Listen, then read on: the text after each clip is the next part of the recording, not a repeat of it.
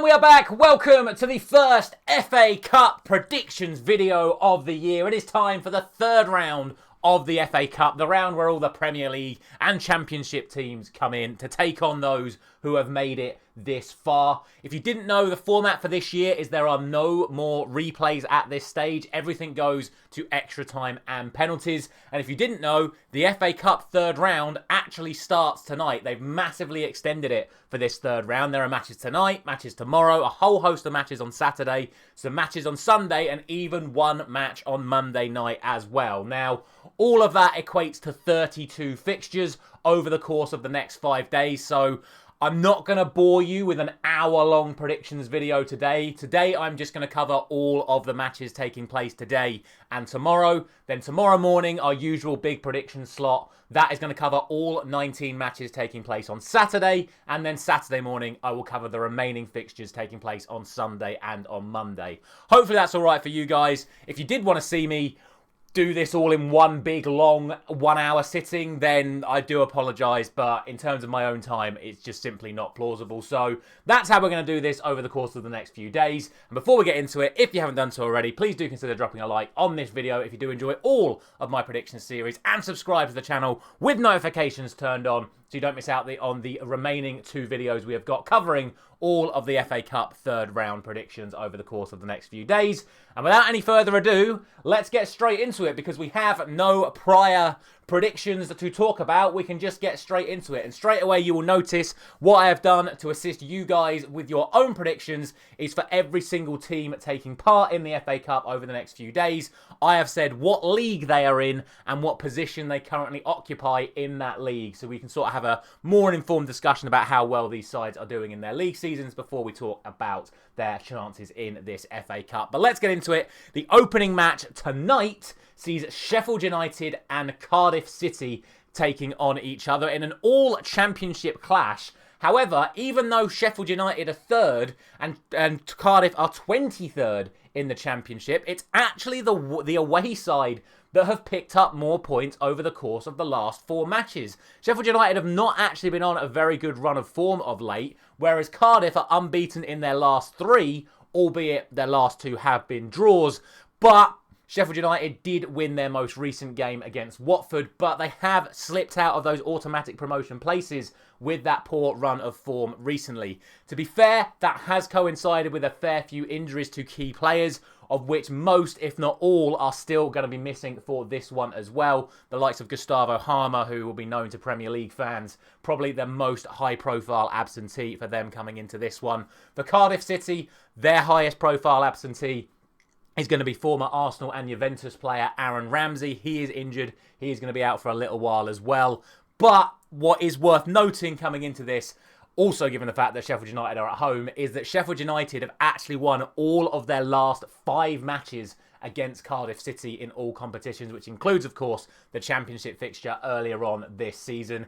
Even with how poor Sheffield United have been over the last couple of weeks, I would still expect them to beat a side currently occupying the relegation places in the Championship. And surely Cardiff City's priorities are going to be getting out of that relegation scrap. So I'm pretty sure they'll be more than willing to sacrifice this competition to help their relegation survival chances. I'm going for a quite comfortable Sheffield United win here. I'm going for 3-0 to the Blades. Second game tonight sees 2 sides currently struggling in relegation fights in respective leagues. Everton take on Peterborough United, and neither of these sides have won any of their last 5 matches. And across those 10 matches respectively, they've only scored 6 goals. So it's been a real struggle for both of these sides at the moment. In terms of sort of what's happening in the squads, Everton do have a couple extra injuries coming into this. It looks like Armando Broja has picked up yet another injury, so they're going to have to change around which striker they use. Peterborough, to be fair, are a pretty fresh side coming into this. They have no new injury concerns on top of their pre-existing problems, so they're in a relatively good spot. Both of these teams do have big matches in midweek, though. Everton face Aston Villa in the Premier League in a game which really they need to win to stop them slipping further down the Premier League table, with Sean Dyche under a serious amount of pressure at the moment. Meanwhile, Peterborough are in an FA Trophy quarter-final. So, be interesting to see what their priorities are. Is the FA Cup more important than a quarter-final in a far less considered competition that they have a chance of actually doing well in? It'd be very interesting to see how they approach this. For Everton and for Sean Dyche, it's an absolute must-win, but it's a serious opportunity to get a win on the board for the under-pressure manager against a lower league side that are also struggling in their respective league. I surely have to go for Everton here, but I can't see this being a thriller by any stretch of the imagination. I'm going for a 2-0 victory to Everton. Final game taking place tonight sees Premiership Fulham taking on Championship Watford, and both of these sides are currently in 9th place in their respective tables, so they're exactly a division apart. Fulham come into this unbeaten in their last 8 matches, but 6 of them have been draws. Watford come into this off the back of 3 consecutive losses, including to both of the sides we spoke about earlier on, Sheffield United and Cardiff. They have lost to both of them at home in their last 3 matches, so it's not been a very good run of form for Tom Cleverley's side at the moment, and they're coming up against a Fulham side that, despite all their draws, I think are playing some good football at the moment, and to be honest, I think can change their entire starting 11 here and still be considered the strong favourites. I think Fulham have a very good squad available to them. I think Watford's priority needs to be turning around their Championship form. Yes, it's a free shot at a Premier League side, but their priority has to be getting back into those playoff places after those 3 consecutive defeats. So I would expect Tom Cleverley to make changes to this team as well. I would expect the Premier League side to win, especially at home. But, to be fair, Watford have produced a few surprises in this competition in the past. And I think their fans will be hoping for another good cup run this season. But we'll see. My expectation is Fulham. But I'm going to go for a narrow... No, I'm not. I thought I was going to go for 2-1. I've gone for 3-1. So I'll stick with it. 3-1 to Fulham.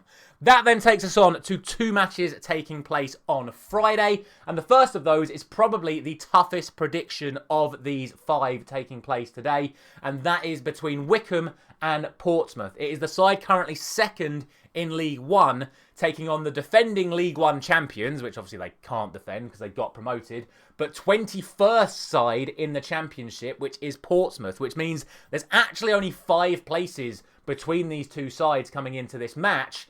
And like I say, Wycombe are 2nd in the League One at the moment. Portsmouth did win League One last season, but are seriously struggling in the Championship at the moment. The only thing that's going in Portsmouth's favour going into this one is that they have a far superior head-to-head record over Wycombe in League One over the last few seasons. Portsmouth have only lost 1 of their last 7 meetings against their hosts today. So you would think that Portsmouth should still be considered the favourites for this. However, kind of like what I've been saying about the other teams in relegation scraps at the moment, surely their priority needs to be turning around their league season. They don't want to get themselves bogged down in a cup run. Whereas for Wycombe, it's an opportunity to see off a side that they'll probably expect to beat at home. So I can see Wycombe playing a much stronger team than what Portsmouth play. But if Portsmouth play their strongest side with their record against Wycombe, I can definitely see this one being a very, very close one. The final thing to note is that in all competitions, Portsmouth have lost their last 4 games away from home. So I'm going to go for Wycombe. I'm going to go for 2-1. But I do think that this has the potential of being the first game that goes to extra time and penalties in this FA Cup 3rd round. And the final game on Friday night is an all-Premiership tie as Graham Potter's West Ham United travel to Aston Villa. It's 8th in the Premier League against 14th in the Premier League. Of course, the big question is can Graham Potter sort of get everything organised and be ready to be in the dugout as early as tomorrow night, since he's only been appointed this morning? I think it's an interesting one to see whether or not he'll either just be in the stands or if he is going to get hands-on. If he is, I think this is a really good opportunity for West Ham to get a result. Yes, their last 2 fixtures have been a disaster. 5-0 to Liverpool, 4-1 to Manchester City. But that said, Aston Villa's recent run of form has not been particularly great either, especially even at home. They've had some poor home results recently, have Aston Villa. And not only that, we already know from previous games in the EFL Cup this season that Unai Emery is probably very liable to change his entire team even against Premiership opposition,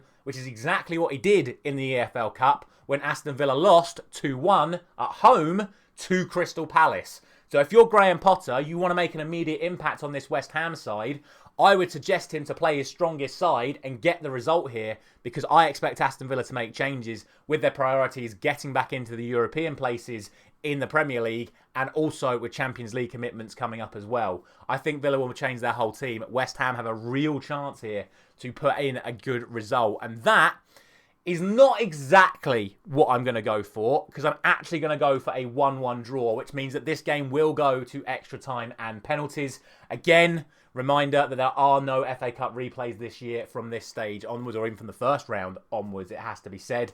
But I fancy West Ham to get something. A reminder that Aston Villa did beat West Ham on the opening game week of the Premier League season. But like I say, that is back in mid-August. We are now in mid-January. So a long time has gone since then. I'm going for a 1-1 draw. And I'm going to go for West Ham to edge it in extra time and penalties. But we'll see. It's going to be a fascinating weekend of FA Cup action. As always, let me know your thoughts on these matches down in the comment section below. I'll be back tomorrow morning to cover all 19 matches taking place on Saturday. So thank you very much for watching. I'll see you there.